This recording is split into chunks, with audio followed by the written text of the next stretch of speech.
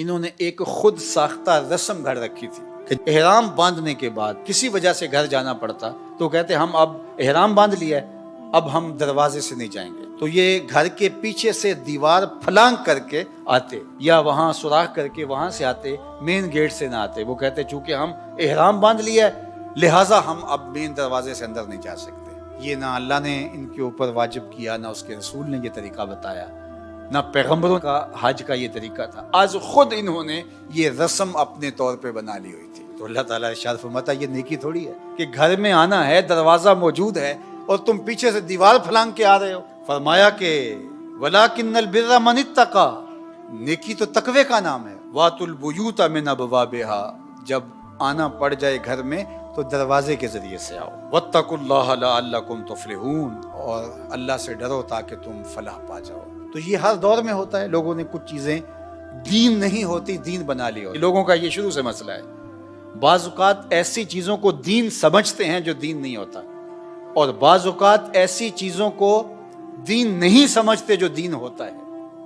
یہ آج کی تاریخ میں بھی ایسا ہے، بہت ساری ایسی چیزیں ہیں جن کا دین کے ساتھ کوئی تعلق نہیں ہوتا ہے، اور لوگ آج خود رسمیں گھڑ لیتے ہیں اور اس کو دین قرار دے دیتے ہیں کہ ایسا کریں گے ایسا کریں گے۔ بالخصوص ذوف الاعتقادی کا جو مرض ہے، خیر مردوں میں بھی بہت سارا ہے لیکن عورتوں میں بنسبت مردوں کے کچھ زیادہ ہے، اور ان کے ہاں بہت ساری ایسی رسمیں ہیں اور ایسی چیزیں ہیں کہ جن کا دین سے شریعت سے کوئی تعلق نہیں۔ ہم چھوٹے ہوتے تھے تو وہ ایک 10 بیویوں کی کہانی پڑھی جاتی تھی، شاید اب بھی ہو، تو اس میں یہ ہوتا تھا کہ اس میں خواتین شامل ہوں گی، کوئی مرد شامل نہیں ہوگا، اور اس کے اندر جو شیرینی رکھی جاتی تھی تو وہ مؤنث رکھی جاتی تھی، یعنی برفی رکھی جائے، جلیبی رکھی جائے، رس گلہ نہیں رکھا جائے گا، یہ مذکر ہے۔ تو یہ کہاں سے ہے؟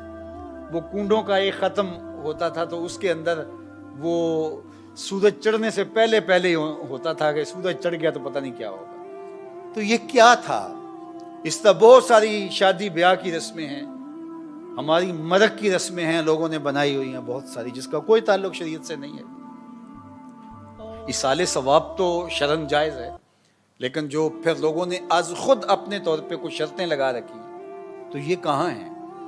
تو لوگ بعض اوقات ان کی اتنی سختی سے پابندی کرتے ہیں کہ اس میں تھوڑا سا بھی فرق پڑ گیا تو پتہ نہیں قبولیت میں مسئلہ ہو جائے گا۔ تو یہ شروع سے چلا آ رہا ہے، انسانی فطرت کے اندر ذوف موجود ہے، اور اس ذوف الاعتقادی کی وجہ سے شیطان داخل ہوتا ہے اور غلط عقائد بھی پنپتے ہیں، تو ذوف کی وجہ سے پنپتے ہیں۔ اس طرح آپ اپنی زندگی میں دائیں بائیں دیکھیں، اور میں نے دیکھا ہے کہ مسجدوں سے، ممبروں سے ہمارے خطیب اور مولوی حضرات ذوف اعتقادی پھیلاتے ہیں، پیر اور تنظیمیں پھیلاتی ہیں ذوف الاعتقادی، ان کی وجہ سے معاشرے کے اندر ذوف اعتقاد کا پھیلتا ہے۔ حالانکہ جو ممبر پہ بیٹھا ہے اس کو تو کم از کم دین کا پورا فہم ہونا چاہیے، آدھا نہیں پورا فہم ہونا چاہیے، کیونکہ وہ ذمہ دار ہے۔ اور اگر ذوف پھیلے، ضعیف الاعتقادی پھیلے، گمراہی پھیلے اور دین کی تعبیر اور تشریح غلط ہو تو تمہیں اس کی پکڑ ہوگی۔ حضرت سیدنا علی المرتضیٰ جب کوفے آئے تو وہاں جگہ جگہ لوگ درس دے رہے تھے، تو آپ نے لوگوں سے پوچھا قرآن کے ناسخ و منسوخ کو جانتے ہو؟ انہوں نے کہا نہیں۔ کہا پیچھے ہٹ جو، تمہیں کوئی حق نہیں ہے، صرف حضرت حسن بصری کو اجازت دی کہ تم درس دے سکتے ہو، حالانکہ وہ تابعین کا دور تھا، آپ نے اٹھا دیا ان کو۔ اور یہاں جس کو تھوڑا سا بولنا آ جاتا ہے، گفتگو کو تھوڑا سا سلیقہ آ جاتا ہے، وہ خطیب اعظم پاکستان ہوتا ہے۔ تو ذوف الاعتقادی پھیلانا کتنی بڑی بدکاری ہے اس امت کے اندر۔ ایسی کوئی بات جس کے نتیجے کے اندر کل پرسوں 10 سال بعد ذوف پھیل جائے، اللہ کے محبوب نے اس کی بھی نفی کی۔ جس سے جڑی ہوئی کوئی ذوف کی کیفیت ہو اور حقیقت کے خلاف واقع ہو تو حضور نے اس کی بھی نفی۔ حضور کا اپنا بیٹا فوت ہو گیا، اپنا فرزند انتقال کر گیا، اور اس دن چاند کو گرہن لگ گئی یا سورج کو گرہن لگ گئی، تو کسی نے کہا کہ حضور کے بیٹے کے سوگ میں سورج نے بھی غم منایا ہے، اور دیکھو یہ گرہن لگ گئی ہے۔ تو اللہ کے محبوب تک یہ بات چلتے چلتے پہنچی۔ ہمارے لیے تو کوئی جھوٹی خواب گھڑ لے، جھوٹی کرامت گھڑ لے، ہمیں پتہ بھی ہوتا ہے کہ میں اس کے لائق تک نہیں ہوں، اور ہم چپ ہوتے ہیں کہ چلو کوئی نہیں، دروغ بر گردن راوی۔ اب سورج کو گرہن لگ گئی اور حضور کا فرزند اسی دن انتقال کرتا ہے، تو آقا کریم نے جب سنا کہ کسی نے کہا کہ چاند کو یا سورج کو گرہن لگ گئی ہے تو اس نے حضور کے بیٹے کی وفات کا سوگ منایا ہے۔ آقا کریم نے فرمایا ان الشمس والقمر آیتان من آیات الرحمن لا یخسفان بموت احد منکم لوگوں کان کھول کے سن لو، سورج اور چاند اللہ کی نشانیوں میں سے 2 نشانیاں ہیں، کسی کے مرنے جینے سے ان کو گرہن نہیں لگا کرتی۔ یہ پیغمبرانہ زندگی ہے۔ تو حضور نے فرمایا صحابہ کو مخاطب ہو کہ صحابہ جانتے ہو مفلس کون ہے؟ تو انہوں نے کہا حضور مفلس وہی ہے جس کے پاس نہ درہم و دینار ہیں اور نہ کوئی ساز و سامان زندگی ہے۔ فرمایا میری امت میں مفلس وہ ہے جو قیامت کے دن آئے گا تو اس کے پاس نمازیں بھی ہوں گی، روزے بھی ہوں گے، زکوٰۃ ادا کی ہوئی اس کا ثواب بھی اس کے پاس ہوگا، یعنی اس کے پاس یہ سارے ذخیرے ہوں گے، حج کیا ہوگا، لوگوں کی مدد کی ہوگی، نصرت و اعانت کی ہوگی، بہت سارے اعمال خیر کا ذخیرہ لے کر کے وہ حشر کے میدان میں آئے گا، لیکن ساتھ ساتھ اس نے کسی کو گالی دی، کسی کا حق غصب کیا، کسی کا مال دبایا، کسی سے زیادتی کی، کسی پر جور و جبر کیا، کسی پر تہمت لگائی، کسی کو الزام دھرا، تو یہ بھی اس نے ساتھ ساتھ گناہ کیے ہوں گے۔ تو یہ سارے اپنا اپنا حق لینے کے لیے کھڑے ہوں گے۔ اب قیامت کے دن جو سکہ رائج الوقت ہوگا وہ یہ درہم و دینار تو نہیں ہوں گے، وہ اعمال ہی ہوں گے۔ تو اب ان گناہوں کا تاوان دینے کے لیے کیا ہوگا؟ فیوتا ھذا من حسناتہ و ھذا من حسناتہ، کچھ نیکیاں اس کو دے گا، کچھ نیکیاں اس کو دے گا۔ اب نیکیاں کم پڑ گئیں تو جن سے زیادتی کی ہوگی ان کے گناہ اس کے کھاتے میں ڈال دیے جائیں گے، ان کے جرم، ان کی بدکاریاں، ان کے کیے ہوئے اعمال بد اس کے کھاتے میں ڈال دیے جائیں گے اور پھر گھسیٹ کے آتش دوزخ میں پھینک دیا جائے گا۔ فرمایا کسی نے مفلس دیکھنا ہے تو یہ کھڑا ہے، نمازیں پڑھی، روزے رکھے، زکاتیں دیں، حج کیا، دیگر اعمال خیر بجا لاتا رہا اور بڑے بڑے عمل لے کر آیا، لیکن یہاں اپنی نیکیاں دینی ہوں۔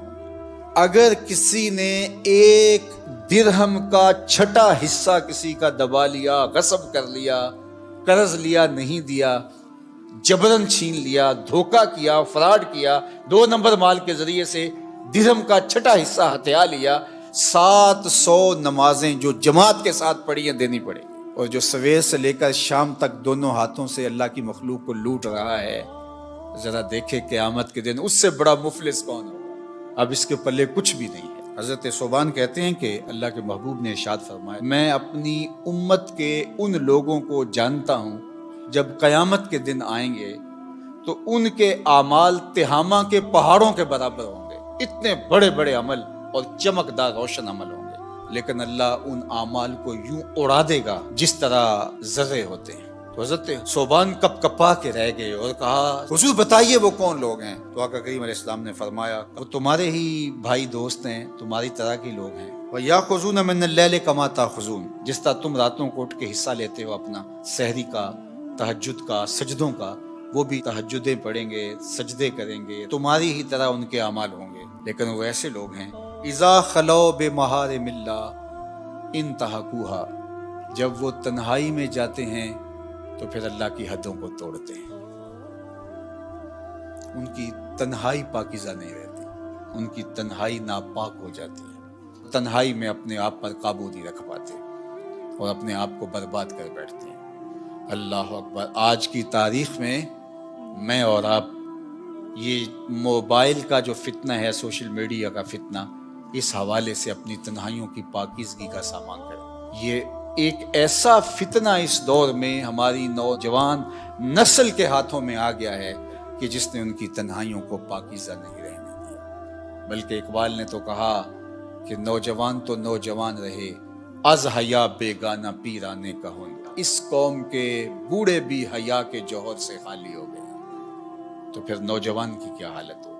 اب یہ عمل، یہ ساری محنتیں، یہ تراویح، یہ تہجد، یہ سجدے، یہ رکوع، یہ قیام، یہ اعمال خیر، یہ صدقات، یہ کتنے کتنے کام ہیں، اگر پاکیزہ تنہائی نہیں رہتی ہے تو اللہ ان کو یوں اڑا دے گا جس طرح حبا منصورہ ہوتا ہے۔ تو اللہ تعالیٰ جل شانہ ہمیں اس بات کی توفیق دے کہ ہم قیامت کے لیے جو ذخیرہ جمع کر رہے ہیں وہاں ضائع نہ کریں اور حقوق العباد کا پورا خیال رکھیں۔ اللہ آپ کو بہتر جزا دے، اپنی پناہ اور امان اور حفاظتوں کا حصار دے۔